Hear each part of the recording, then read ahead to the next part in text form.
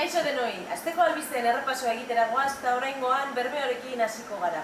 Urritik aurrera Berme Museoan merkeago izango dute txartelarekin ordaintzen dutenek. 2 euro balioko du txartelak eta autobusean bertan eskuratu daiteke. Urriaren batetik aurrera Berme Museoa merkeago izango dute txartelarekin ordaintzen dutenek. Txartelik ez dutenek bidaia bakoitzako 80 zentimo ordaindu beharko dituzte eta txartelatu dutenentzat 70 zentimo izango da bidaia. Txartela Bermibusean bertan eros dezakete herritarrek 2 euroren truke. Gero, erabiltzaileak berak erabakiko du txartel hori 5 eurorekin, 10rekin edo 20rekin kargatu. Jubilatuek eta langabeek hobariak izango dituztela aurreratu dute udal arduradunek.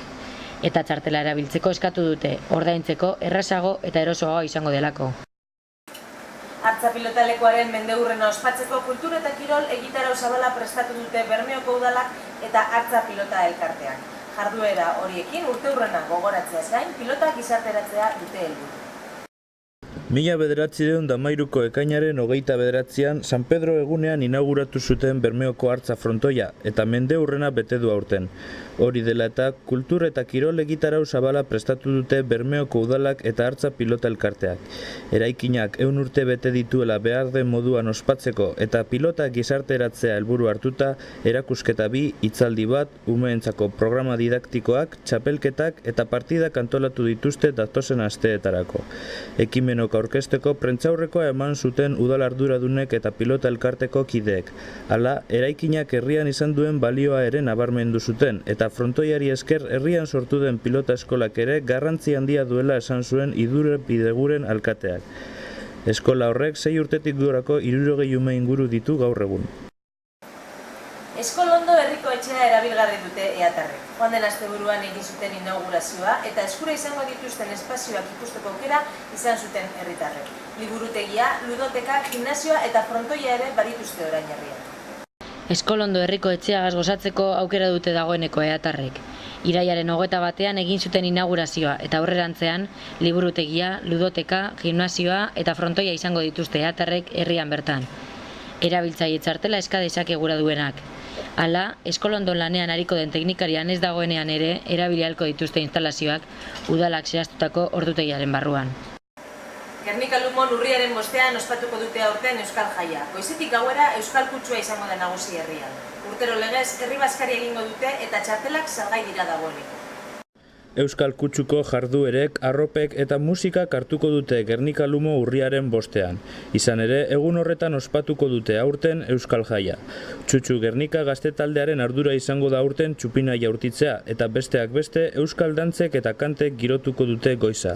Herri baskariare egingo dute eta txartelak salgai dira turismo bulegoan eta auzokoa etxarte eta lagunetxea tabernetan. Gernika Lumon egingo dute 2014an Bizkaiko ikastolen aldeko jaia, eta horren arira DJ eta grafiti ikastaroak antolatu ditu ibilaldi elkarteak. Eltxefak emango du DJ ikastaroa eta Mikel Maurik grafitiena.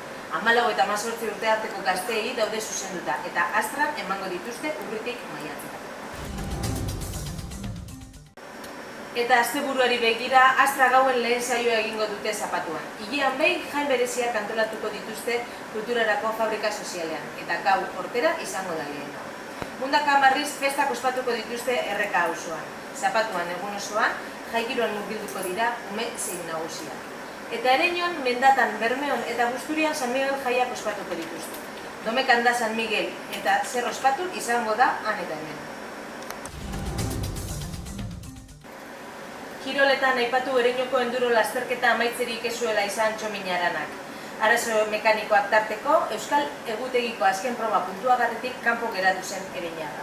Eta errugbian ligako 3. partida etxean jokatuko du Bizkaia Gernikak. Sevillako Ciencias Fundación Cajasol hartuko du Urbietan. Ligako lehen 2 partidak galduta, garaipenaren bila aterako dira basurreak. Urdaibai Eskubaloiko nagusiek berriz asteburuan hasiko dute liga. Beheko mailakoek udazken torneoa jokatuko dute islakan. Giza eskubideen adierazpen unibertsalean jasotako artikuluak komiki bihurtu dituzte hainbat marrazkilarik. Lan horiek Gernika Lumoko Bakearen Museoan izango dira ikusgai 2014ko martxola bitartean. Guztira 30 komiki bineta batzen ditu erakusketak. Guk horren irudiak aukeratu ditugu asteko albistegi hau agurtzeko. Besterik ez, bien bitartean, ondo izan.